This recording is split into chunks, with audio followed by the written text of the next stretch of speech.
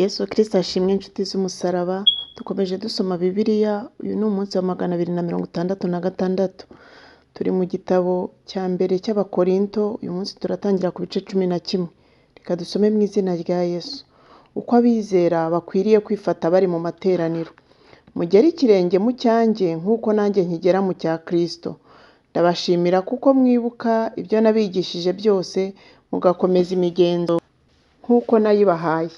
Ariko ndashaka yuko mumenya ko umutwe w'umugabo wese ari Kristo, kandi ko umutwe w'umugore ari umugabo we, kandi ko umutwe wa Kristo ari Imana.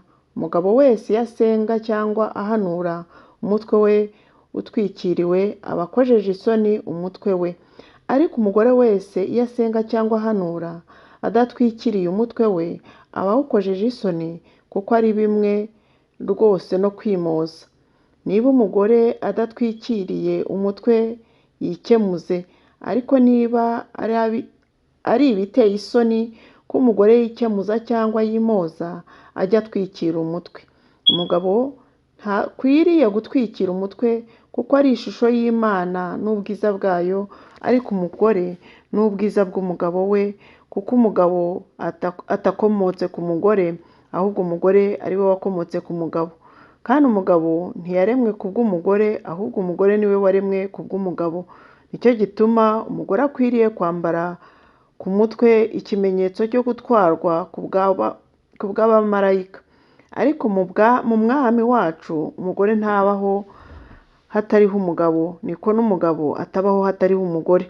Nk'uko umugore yakomotse ku mugabo, niko umugabo abyarwa n'umugore, ariko byose bikomoka ku Mana. Ubwanyu mubitekereze uko biri. Mbese birakwiriye ko umugore asenga Imana adatwikiriye umutwe? Kamere yanyu ubwayo ntibahamiriza yuko umugabo iyo ahirimbije umusatsi umukoza isoni, naho umugore iyo ahirimbije umusatsi ukaba ari ubwiza bwe? Koko yahawe umusatsi mu cyimbo cy'umwambaro wo ku mutwe. Ariko niba hagira umuntu ushaka kujya impaka, amenye yuko tudafite umugenzo nk'uwo ashaka, kandi n'amatorero y'Imana ntawe ufite. Ibidakwiriye gukorwa mu ifunguro ryera. Ariko ibyo ngiye kubategeka ubu simbibashimira, kuko amateraniro yanyu aho kubungura abatera gusubira inyuma. Irya mbere iyo muteraniye mu iteraniro, numva yuko mwiremamo ibice, kandi ibyo ndabyemeraho hato, kuko nanone ibice bikwiriye kuba muri mwe, ngo abemewe bagaragarizwe ukwabo. Byongeye kandi iyo muteraniye hamwe, ntimuba muteranijwe no gusangira ifunguro ry'umwami wacu by'ukuri, kuko iyo murya umuntu wese yikubira ibye agacura abandi, nuko umwe arasonza naho undi akarengwa. Mbese ntimufite ingo zanyu ngo abe ari zo mumiriramo no kunyweramo? Ntimufite ingo zanyu ngo abe ari zo muriramo no kunyweramo? Mugahisha mutyo itorero ry'Imana, mugakoza isoni abakene. Mbese mbabwire iki? Mbashime? Kuri ibyo simbashima.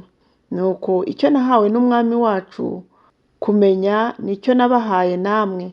Nuko umwami Yesu ijoro bamugambaniyemo yenze umutsima, akawushimira, akawumanyagura, akavuga ati, uyu ni umubiri wanjye ubatangiwe, mujye mukora mutya kugira ngo munyibuke. N'igikombe akigenza atyo. Bamaze kurya, ati, iki gikombe ni isezerano rishya ryo mu maraso yanjye, mujye mukora mutya uko muzajya munyweraho kugira ngo munyibuke. Uko muzajya murya uwo mutsima mukanywera kuri icyo gikombe, muzaba mwerekana urupfu rw'umwami Yesu kugeza aho azazira. Nicyo gituma umuntu wese uzarya umutsima w'umwami wacu cyangwa uzanywera ku gikombe cye uko bidakwiriye, azagibwaho n'urubanza rwo gucumura ku mubiri n'amaraso by'umwami. Nuko umuntu yinire, yisuzume, abone kurya kuri uwo mutsima no kunywa kuri icyo gikombe. Kuko upfa kurya akanywa atitaye ku mubiri w'umwami, aba aririye kandi aba anywereye kwishyiraho gucirwaho iteka. Ndetse nicyo gituma benshi muri mwe bagira intege nke, abandi bakarwaragura, abandi benshi bakaba basinziriye. Ariko twakwisuzuma ntitwagibwaho n'urubanza. Nyamara iyo duciriwe urubanza n'Umwami wacu, duhanirwa nawe kugira ngo tutazacirwaho iteka hamwe n'ab'isi. Nuko bene data, nimuteranira gusangira murindirane. Umuntu nasonza arye ibyiwe, kugira ngo guterana kwanyu kutabashyirishaho urubanza. Ibisigaye nzabitegekaho nzazira. Abakorinto ba mbere ibice 12. Uko impano z'umwuka zitandukanye. Bene data, ibyerekeye impano z'umwuka sinshaka ko mutabimenya. Muzi yuko mukiri abapagani mwayobywaga mukajya ku bigirwamana bitabasha kuvuga, uko mwabijyanwagaho kose. Nicyo gituma mbamenyesha yuko ari nta muntu ubwirijwe n'umwuka w'Imana uvuga ati Yesu ni ikivume, kandi nta muntu ubasha kuvuga ati Yesu ni umwami atabibwirijwe n'umwuka wera. Icyakora hariho impano z'uburyo bwinshi, ariko umwuka ni umwe. Kandi hariho uburyo bwinshi bwo kugabura iby'Imana, ariko umwami ni umwe. Hariho n'uburyo bwinshi bwo gukora, ariko Imana ikorera byose muri bose ni imwe. Umuntu wese agahabwa ikimwerekanaho umwuka, kugira ngo bose bafashwe. Umwe aheshwa ijambo ry'ubwenge n'umwuka, undi agaheshwa n'uwo mwuka ijambo ryo kumenya, undi agaheshwa n'uwo mwuka kwizera, undi agaheshwa n'uwo mwuka impano yo gukiza indwara, undi agahabwa gukora ibitangaza, undi agahabwa guhanura, undi agahabwa kurobanura imyuka, undi agahabwa kuvuga indimi nyinshi, undi agahabwa gusobanura indimi. Ariko ibyo byose uwo mwuka umwe niwe ubikorera muri bo, agabira umuntu wese uko ashaka. Uburyo ingingo zitari zimwe zirema umubiri umwe. Nk'uko umubiri ari umwe ukagira ingingo nyinshi, kandi nk'uko ingingo z'umubiri zose nubwo ari nyinshi ari umubiri umwe, niko na Kristo ari. Kuko mu mwuka umwe twese arimo twabatirijwe kuba umubiri umwe. Naho twaba Abayuda cyangwa Abagiriki, naho twaba imbata cyangwa ab'umudendezo, kandi twese twujujwe umwuka umwe. Umubiri si urugingo rumwe, ahubwo ni nyinshi. Ikirenge cyavuga kiti ko ntari ikiganza sindi uwo ku mubiri, ibyo ntibyatuma ikirenge cyavuga kiti ko ntari ikiganza sindi uwo ku mubiri, ibyo ntibyatuma kiba kitari icyo ku mubiri. Kandi ugutwi kwavuga kuti ko ntari ijisho sindi uwo ku mubiri, ibyo ntibyatuma kuba kutari uko ku mubiri. Mbese iyo umubiri wose uba ijisho, kumva kwabaye? Iyo wose uba kumva, kumva kunukirwa kwabaye? Ariko Imana yashyize ingingo mu mubiri, izigenera aho ishatse zose uko zingana. Mbese noneho iyo zose ziba urugingo rumwe, umubiri uba warabaye ihe? Ariko noneho ingingo ni nyinshi, naho umubiri ni umwe. Ijisho ntiribasha kubwira ikiganza riti ntacyo umariye, cyangwa umutwe ngo ubwire ibirenge uti ntacyo mumariye. Ahubwo biri ukundi rwose. Ingingo z'umubiri zizwi ko ari iz'intege nke, hanyuma y'izindi nizo zo kutabura.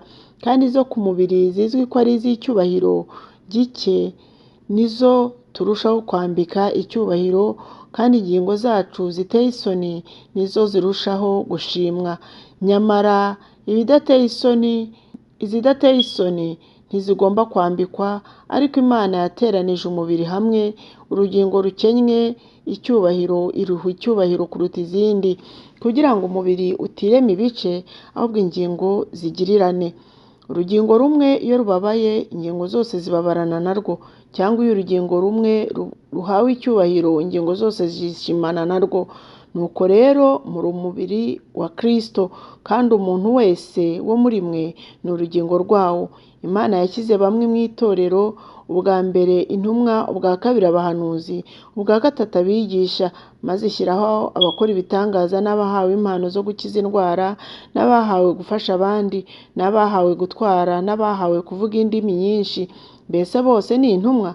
Bose ni abahanuzi? Bose ni abigisha? Bose bakora ibitangaza? Bose bafite impano zo gukiza indwara? Bose bavuga izindi ndimi? Bose basobanura indimi? Ariko nimwifuze cyane impano ziruta izindi, nyamara dore ndabereka inzira irushaho kuba nziza. Urwandiko rwa mbere rw'Abakorinto ibice 13. Urukundo ruhebuje byose kuba ingenzi. Nubwo navuga indimi z'abantu n'iz'abamarayika, ariko singire urukundo mba mpindutse nk'umuringa uvuga cyangwa icyuma kirenga. Kandi nubwo nagira impano yo guhanura, nkamenya ibihishwe byose n'ubwenge bwose, kandi nubwo nagira kwizera kose nkabasha gukuraho imisozi, ariko singire urukundo ntacyo mba ndicyo. Kandi nubwo natanga ibyanjye byose ngo ngaburire abakene ndetse nkitanga ubwanjye ngo ntwikwe, ariko singire urukundo ntacyo byamarira. Urukundo rurihangana rukagira neza, urukundo ntirugira ishyari, urukundo ntirwirarira, ntirwihimbaza, ntirukora ibiteye isoni, ntirushaka ibyarwo, ntiruhutiraho, ntirutekereza ikibi ku bantu, ntirwishimira gukiranirwa kw'abandi, ahubwo rwishimira ukuri. Rubabarira byose, rwizera byose, rwiringira byose, rwihanganira byose. Urukundo ntabwo ruzashira. Guhanura kuzarangizwa no kuvuga izindi ndimi kuzagira iherezo. Ubwenge nabwo buzakurwaho kuko tumenyaho igice kandi duhanuraho igice. Ariko ubwo igishyitse rwose kizasohora, bya bindi bidashyitse bizakurwaho. Nkiri umwana muto navugaga nk'umwana muto, ngatekereza nk'umwana muto, nkibwira nk'umwana muto. Ariko maze gukura mva mu by'ubwana. Icyakora none turebera mu ndorerwamo ibirorirori, ariko icyo gihe tuzarebana duhanganye mu maso. None menyaho igice, ariko icyo gihe nzamenya rwose nk'uko namenywe rwose. Ariko none hagumyeho kwizera n'ibyiringiro n'urukundo, iby'uko ari bitatu, ariko ibikiruta ibindi ni urukundo. Urwandiko rw'Abakorinto rwa mbere ibice 14. Mushimikire urukundo kandi mwifuze impano z'umwuka, ariko cyane cyane mwifuze guhanura. Uvuga ururimi rutamenyekana si abantu abwira keretse Imana, kuko nta wumva, ahubwo mu mwuka avuga amayoberane. Ariko uhanura we abwira abantu ibyo kubungura n'ibyo kubahugura n'ibyo kubahumuriza. Uvuga ururimi rutamenyekana ariyungura, ariko uhanura yungura itorero. Nakunda ko mwese muvuga izindi ndimi, ariko ibirutaho ko muhanura. Uhanura aruta uvuga izindi ndimi, keretse azisobanuye kugira ngo itorero rigunguke. Ariko none bene data, ninzi iwanyu mvuga indimi zitamenyekana, nzabamarira iki nintababwira ibyo mpishuriwe cyangwa ibyo mpawe kumenya cyangwa guhanura cyangwa kwigisha? Dore ibidafite ubugingo nabyo bigira amajwi, ariko umwironge cyangwa inanga, ariko iyo bidatandukanije amajwi yabyo, babwirwa n'iki ikivuzwa cyangwa igicurangwa icyo ari cyo? Kandi n'impanda nayo ivuza ijwi ritamenyekana, ninde wakwitegura gutabara? Namwe ni uko. Ururimi rwanyu nirutavuga ibimenyekana, bazabwirwa n'iki ibyo muvuga ibyo ari byo, ko muzaba mugosorera mu rucaca? Indimi zo mu isi nubwo ari nyinshi zite, nta rudafite uko rusobanurwa. Nuko ntamenye uko ururimi rusobanurwa, nabera uvuga umunyamahanga, kandi n'uvuga nawe yambera umunyamahanga. Nuko rero namwe ubwo mushimikira kubona impano z'umwuka, abe ariko murushaho gushishikarira kuzungura itorero. Nuko uvuga ururimi rutamenyekana asabe kugira ngo ahabwe no gusobanura. Iyo nsenga mu rurimi rutamenyekana, umwuka wanjye urasenga, ariko ubwo bwenge bwanjye ntibugira icyo bwungura abandi. Nuko noneho ngire nte? Nzajya nsengesha umwuka wanjye, ariko kandi nzajya nsengesha n'ubwenge. Nzaririmbisha umwuka wanjye, ariko kandi nzaririmbisha n'ubwenge. Utabikoze nawe ugashima Imana, wishimishije umwuka wawe wonyine. Umuntu uri mu ruhande rw'injiji akaba atamenye icyo uvuze, yabasha ate kwikiriza ati amen umaze gushima? Ku bwawe uba ushimye neza koko, ariko wa wundi ntacyo aba yungutse.